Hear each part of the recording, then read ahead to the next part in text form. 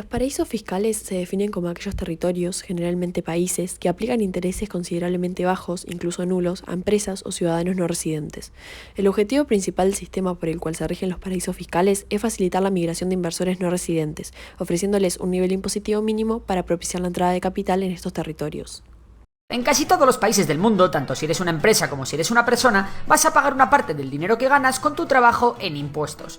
En cambio, no en todos los países se paga lo mismo, y cada país es libre de imponer a sus ciudadanos y empresas los impuestos sobre la renta o sobre los beneficios que consideren oportunos. El problema de esto son los paraísos fiscales, países que tienen unos impuestos bajísimos en los que las grandes fortunas y grandes empresas se pueden ahorrar un auténtico dineral, y no pasar por las arcas del Estado al que pertenecen o en el que residen. Los paraísos fiscales suelen ser pequeños estados, generalmente islas, que no tienen mucha industria más allá del turismo y que se han convertido en paraísos fiscales para atraer riqueza exterior y generar puestos de trabajo en su territorio. Muchos de estos paraísos fiscales sí cobran impuestos, pero las tasas son ridículas, entre el 1 o el 2%, como mucho un 3%. Mientras que, por ejemplo, en España el impuesto sobre beneficios para una empresa es del 25% y el tramo máximo del impuesto sobre la renta de las personas alcanza el 47%. En realidad, sí es legal tener una cuenta en un paraíso fiscal. Es perfectamente legal que una persona posea una empresa en el extranjero que simplemente mantiene cuentas bancarias o un fideicomiso extranjero con cuentas y acciones. Lo que empieza a ser ilegal es tener cualquiera de estos tipos de cuentas o empresas sin informar a las autoridades. Lo ilegal es que una persona no declare esos fondos o los resultados que generan esas sociedades como ganancias en sus países residentes. Imaginaros a alguien muy rico, el presidente de una gran empresa, un futbolista, un presidente del gobierno, un delincuente o un rey. Este señor rico, llamémosle el señor X, abre una sociedad en uno de estos paraísos fiscales. Aquí pueden pasar dos cosas. Una, puede ser que las leyes de ese país o territorio impidan conocer al dueño de esa empresa, o la otra es que el señor X utilice un testaferro. Es decir, a alguien que paga por poner su nombre y que así no figure en ningún papel el de nuestro señor X. Las empresas offshore tienen una característica común, y es que no existen más que en papel. No tienen trabajadores, no venden nada ni ofrecen ningún servicio, y simplemente sirve para que se pueda tener una cuenta en la que ocultar el dinero de manera totalmente confidencial a un coste muy pero que muy bajo. Al final, en estas cuentas lo que evitas es registrar el origen del dinero. No tienes que auditar sus cuentas y el gobierno del territorio en cuestión no va a compartir la información con ningún otro gobierno. Para aumentar este anonimato de quien está detrás de la compañía, se utilizan otras compañías pantalla. Es decir, el señor X ha creado una empresa a la que hemos llamado Sociedad C, para pagar menos impuestos y ocultar el dinero en un paraíso fiscal.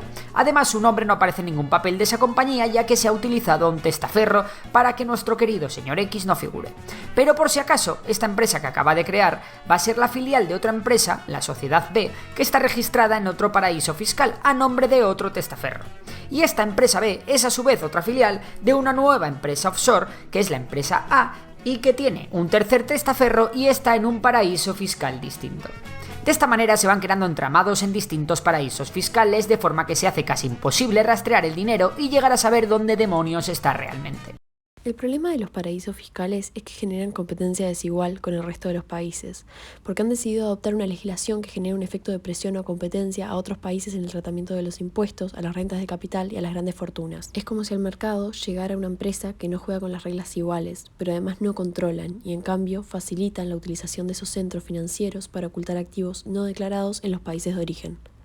La erosión de la base fiscal en los países de tributación ordinaria tiene un impacto aún mayor en aquellos que no son económica y socialmente desarrollados, que ven ulteriormente limitadas sus posibilidades para financiar el incremento en cobertura y calidad de los servicios de salud, educación y cultura, pero el efecto de los paraísos fiscales no termina ahí, porque para contrarrestar la disminución de dichos ingresos, el Estado se ve obligado a gravar con mayor rigor las bases gravables de fácil ubicación e identificación como las rentas del trabajo. En adición a ello, otros efectos indirectos de los paraísos fiscales son la carestía de la vivienda, la reducción de las prestaciones sociales, la creciente desigualdad social, la deslocalización de empresas, el desempleo y la precariedad laboral. Francia, Alemania, Italia y España, las 4 economías más grandes de la Unión Europea, son las que más riqueza acumulan escondida fuera de sus fronteras, unos 1,25 billones de euros. Pero en términos proporcionales son los países más pequeños, como Chipre, Malta y Grecia, los que más sufren la elusión y la evasión transfronteriza. En el primero, los residentes del país tenían en 2018 una riqueza similar al 63% del PIB del país escondida en paraísos fiscales, mientras que en Malta el porcentaje llegaba al 50% y en Grecia al 39%. Más allá del volumen de la riqueza de la Unión Europea que se encuentra en paraísos fiscales, similar al 12% del PIB de los Estados miembros, los efectos de la ilusión y la evasión sobre la recaudación de las haciendas públicas también son muy perceptibles, aunque no tan fuertes como cabría esperar.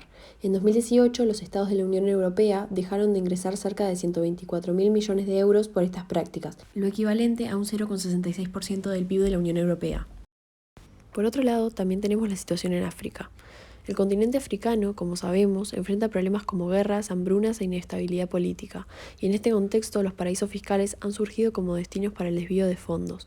Según un informe del Banco Mundial, hasta un 7,5% de la ayuda a 22 naciones africanas termina en paraísos fiscales. Los flujos financieros ilícitos en África, que alcanzan los 70.000 millones de dólares anuales, están vinculados principalmente a estrategias fiscales de empresas extractoras de materias primas más que al narcotráfico o la trata de personas. Incluso empresarios y políticos africanos han sido señalados en los papeles de Panamá por desviar fondos a paraísos fiscales. Además, como dije anteriormente, se crea una brecha muy grande entre pobres y ricos, pero es más visible en continentes como África. Los individuos y empresas ricas, al evadir impuestos y no contribuir adecuadamente a las arcas fiscales de sus países, reducen los ingresos del gobierno, limitando su capacidad para invertir en servicios públicos, como expliqué anteriormente. Y en consecuencia de esto, los pobres, ya afectados por la falta de inversión pública, enfrentan mayores desafíos para mejorar su situación económica y acceder a oportunidades igualitarias.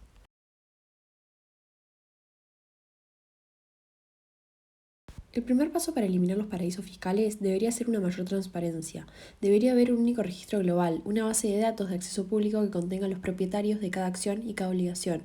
Pero también debería cambiar la base imponible de manera que las empresas tributen no por los beneficios obtenidos en un país, sino por las ventas realizadas y los salarios pagados en ese país.